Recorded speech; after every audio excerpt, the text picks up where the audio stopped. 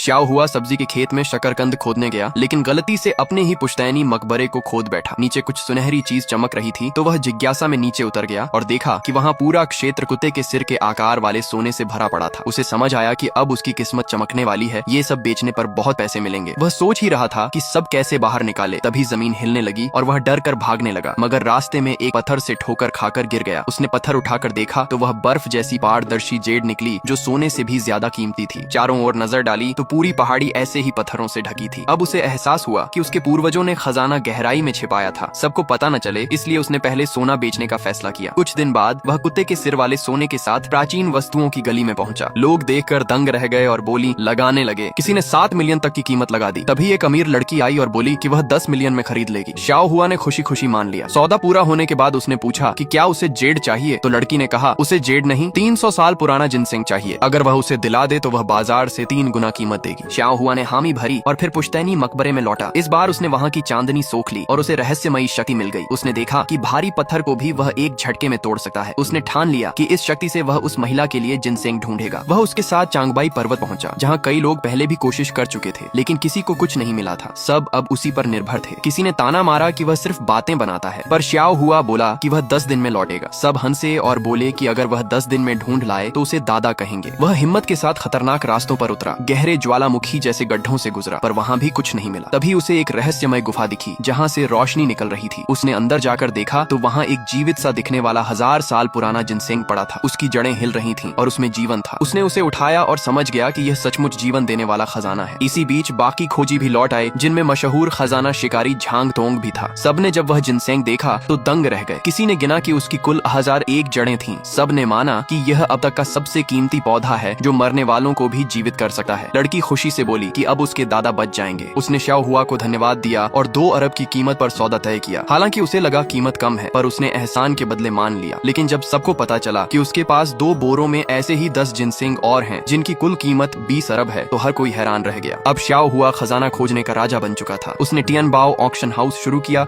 और घोषणा की कि 1 दिसंबर को वह इन 1000 साल पुराने जिनसेंग और रहस्यमय वस्तुओं की नीलामी करेगा। सब तैयारी में लग गए और श्याओ हुआ ने मुस्कुराकर कहा, यह किस्मत नहीं, मेरे पूर्वजों का आशीर्वाद है।